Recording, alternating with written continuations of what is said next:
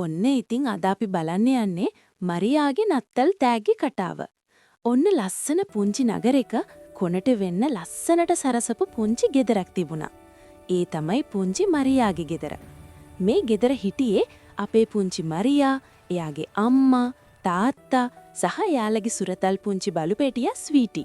නම වගේම තමයි එයා හරීම ස්වීට් බලුපැංචෙක්. ඔන්න ඉතින් මේ කට්ටිය නත්තල් ගහ සරසන්න පටන් ගත්තා. හෙට නත්තල්නේ. පුංචි මරියා තාත්තගේ කරේ නැගලා තමා ගහ සරසන්න පටන් ගත්තේ. අම්මයි ස්වීටීත් එයාලගේ උදව්වට එතන හිටියා.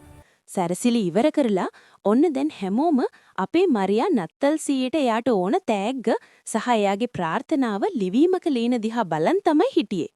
ස්වීටි නම් හරීම දගයා. මේ හතර දෙනාම එයාලගේ තැපැල් පෙට්ටුව ළඟට ගිහින් මරියාගේ ලියුම තැපැල් පෙට්ටිය ඇතුළට දැම්මා. බලන්න එපායි අපේ මරියාගේ මූණේ තිබුණු සතුට. දැන් අපි යමු අපේ නත්තල් සීයව බලන්න. හප්පේ මොනව බලන්නද? නත්තල් සීය වැහෙන්න තරම් ලියුම් කන්දකින් ගෙදර පිරිලා.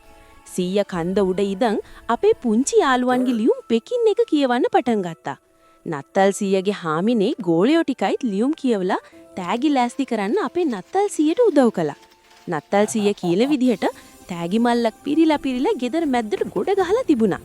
නත්තල් සීයා ඒ අතරේ කරත්තේ පිනිමුවන්වයි ලෑස්ති කරා. ලස්සනට සරසලා බල් බෙල්ලලා කරත්තිලට කළා. ඔන්න නත්තල පටන් ගත්තා. වෙලාව හරියටම රෑ 12යි.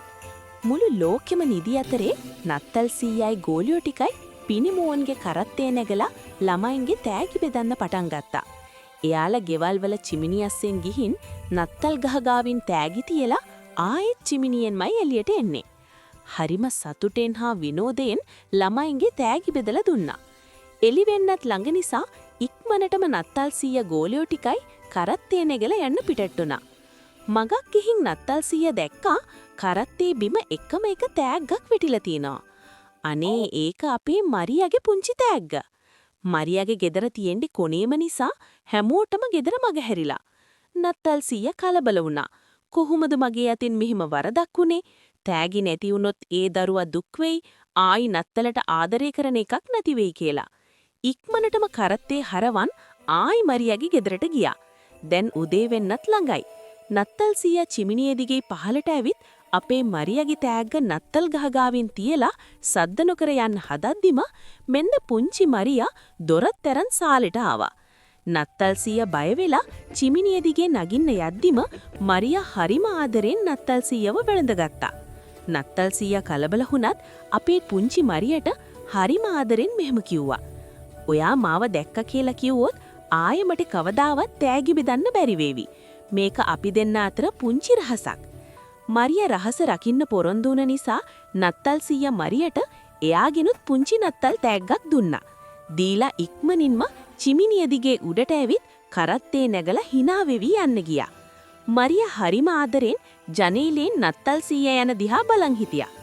උදේ වුණාම හැමෝම එයාලගේ නත්තල් තෑගි කඩලා බලලා සතුටු වුණා. ඉතින් කොහොමද පුංචි යාළුවනේ? ඔයාලා දිගටම අපේ කතන්දර අහන්න කැමති නම් අපිව සබ්ස්ක්‍රයිබ් කරලා තියාගන්න. ලයික් එකකුත් දාන්න. කතාව ගැන ඔයාගේ අදහසත් කමෙන්ට් කරන්න අමතක කරන්න එපා. අපි ආයෙත් ලස්සන කතාවකින් හමු වෙමු. එතකම් ගෙහින් එන්නම්. බයි.